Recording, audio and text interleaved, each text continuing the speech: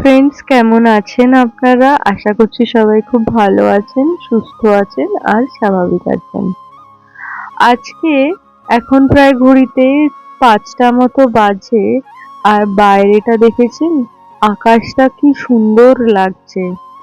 আর পুরো যে পুজো আসছে আসছে তার আগে যেমন আকাশ হয়, আজকের আকাশটা ঠিক তেমনি ছিল। আজকে এই টেবিলটার একটু জায়গা পরিবর্তন হয়েছে। আসলে কালকে না ঘরে সত্যনারায়ণ পুজো করার ইচ্ছে আছে। তো ওই জন্য বাইরের ঘরে পুজো হবে, এখানে ওই জন্য টেবিলটাকে ভেতরের ঘরে এনে রাখা হয়েছে। আর বাইরের ঘরটা ভালো করে পরিষ্কার করে এখানে সব পুজোর মানে বাসন কোসন, তারপর পিঁড়ে, এইগুলোকে সব এখানটাতে রাখা হয়েছে। আর আজকে এই জায়গাটাতে তো টেবিলটা থাকে, তো টেবিলটা নেই, ঘরটা যেন অন্যরকম লাগছে। এখন প্রায় ঘড়িতে 6টা মতো বাজে। এখন ফর্দ লেখা হয়েছে, এখন যাব সেই ফর্দ মিলিয়ে মিলিয়ে বাজার করতে।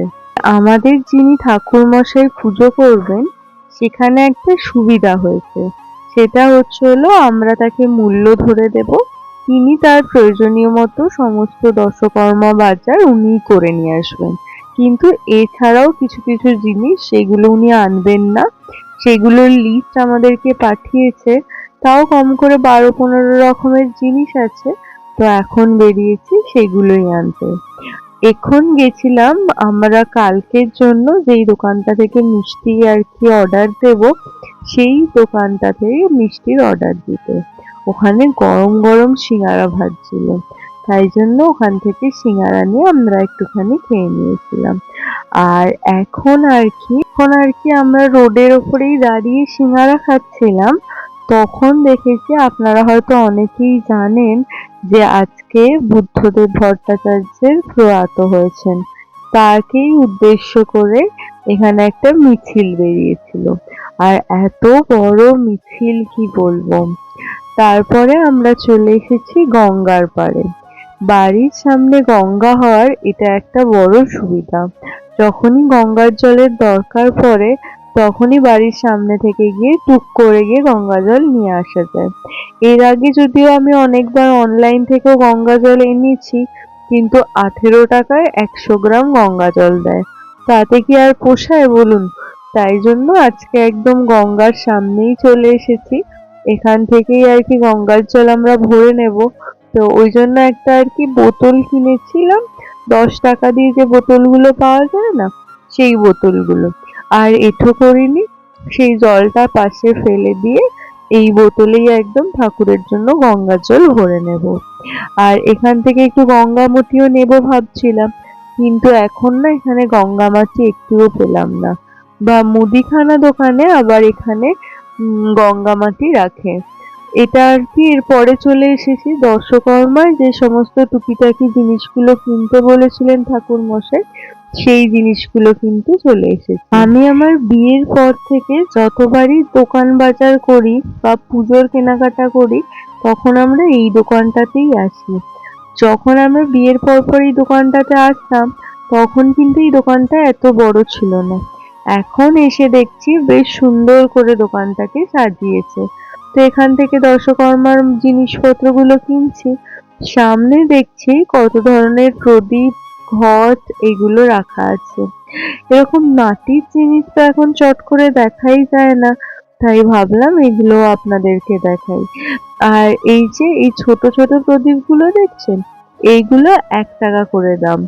আর তার থেকে যে একটু বড় সাইজের প্রদীপগুলো আছে, এইগুলোর দাম দুটো 3 টাকা করে। এরকম মাটির জিনিস সামনে থেকে দেখতে পেয়ে বেশ ভাল লাগলো। আর এখানে আছে মাটির ঘট, সে আগেকার দিনে মা ঠাকুমারা সেই ঘটে টাকা জমাতো, তো দেখে সেই কথাই মনে পড়ে গেল। আর এখানে খুব সুন্দর সুন্দর ব্যাগও পাওয়া যায়, এগুলো সবগুলোই বাজারের ব্যাগ। কিন্তু কেউ হয়তো এই দোকান থেকে পুজোর কেনাকাটা করতে এসে দেখছে যে ব্যাগ নেই, তখন তারা এখান থেকে ব্যাগটা কিনে নেয়।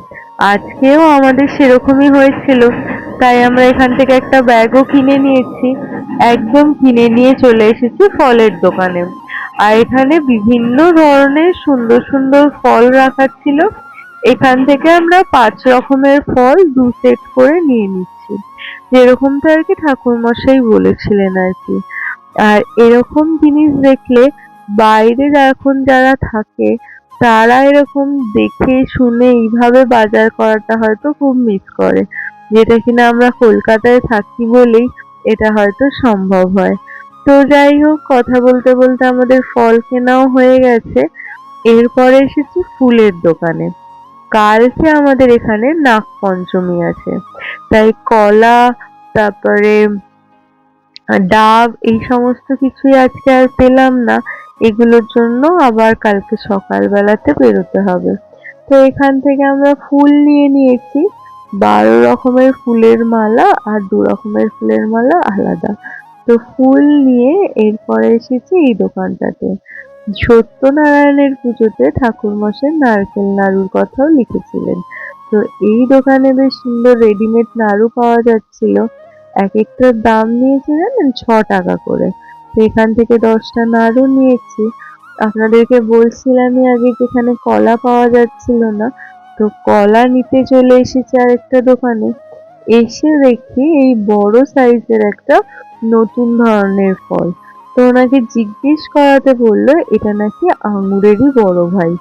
তো মোটামুটি আমাদের সবকিছু কেনাকাটা করা হয়ে গেছে। তো আমরা বাড়িতে চলে এসে ঠাকুরের জায়গাতে সবকিছু রেখে দিয়েছি। তো আজকের ভিডিওটা আমরা এখানেই শেষ করছি। আবার কালকে দেখা হবে নতুন ভিডিওর সাথে। ভিডিওটা ভালো লাইক, শেয়ার এন্ড সাবস্ক্রাইব করে আমাদের চ্যানেলের মেম্বার হয়ে যাবেন। প্লিজ, অনেক দিন ধরে 9টা সাবস্ক্রাইবার হয়ে আটকে আছে, অ্যাটলিস্ট 10 হলে আমাদেরও মনটা ভালো লাগবে। তাই সাবস্ক্রাইব করার অনেক অনুরোধ রইল। ধন্যবাদ।